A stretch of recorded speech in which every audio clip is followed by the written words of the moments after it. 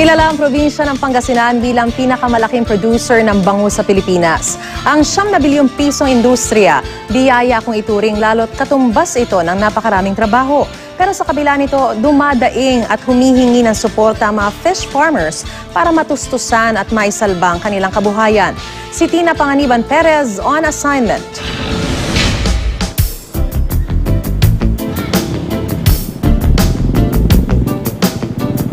6 na taon nang ipinagdiriwang ng Binmaley, Pangasinan ang Sigay Festival, isang pagdiriwang sa masaganang huli sa bayan. Salo-salo ang mga taga Binmaley sa inihaw na bangus. Dito mo raw matitikman ang pinakamasarap na bangus. Lumot ang kanilang ipinapakain kahit mas mahal. Ayaw namin gumamit ng dumi ng manok. Kung ikaw na mismo iisipin mo at isda ang kakainin mo rin yung isda, parang nandidiri ka rin. Halos kalahati ng land area ng Binmaley nakalaan sa palaisdaan. Ayon sa Bureau of Fisheries and Aquatic Resources o BIFAR Region 1, kung kakwentahin, 9 billion peso industry ang bangus sa buong probinsya ng Pangasinan. Katumbas ito ng napakaraming trabaho para sa mga Pangasinense. Kung gaano ito kalakas, gano'n naman kahina ang hatchery industry. Ito ang pinagkukunan ng fry o itlog na siyang nagpaparami ng mga bangus. Una, kakaunti ang itlog na natural nating nakukuha sa dagat dahil umano sa polusyon sa tubig. At pangalawa, mahal ang magtayo ng hatchery dahil 5 taon ang aabutin bago mangitlog ang mga ibibreed na isda. Kaya mabagal ang balik ng puhunan. Not unless na itong, siyempre si government, di ba? May suporta from para at least medyo yung mga farmers may support. Kaya naman ang multi-billion peso industry ng Pangasinan na siyang pinakamalaking bangus producer ng Pilipinas, umaasa sa itlog galing sa ibang lugar.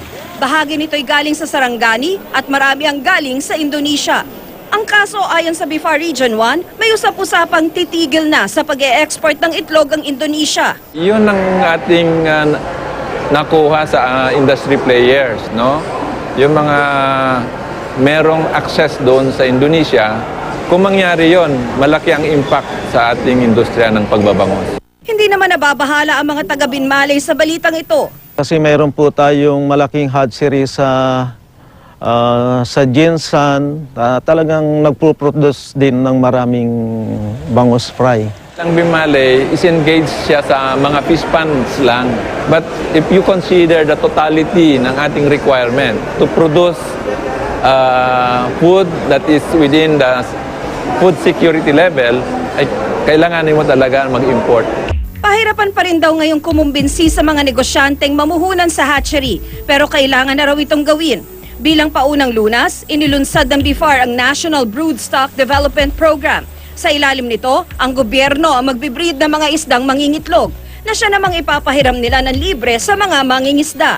Merong domino effect niyan sa lahat ng commodities. Baka tatamaan din ang meat and vegetable. Ang bangus na madalas sa ating hapagkainan, hindi lang simpleng lamang tiyan sa mga taga-Pangasinan. Ito rin ang patuloy na bumubuhay sa maraming mga pamilya na ngayon dumaraing at humihingi ng suporta para matustusan at maisalba ang kanilang industriya. Tina Panganiban Perez, GMA News.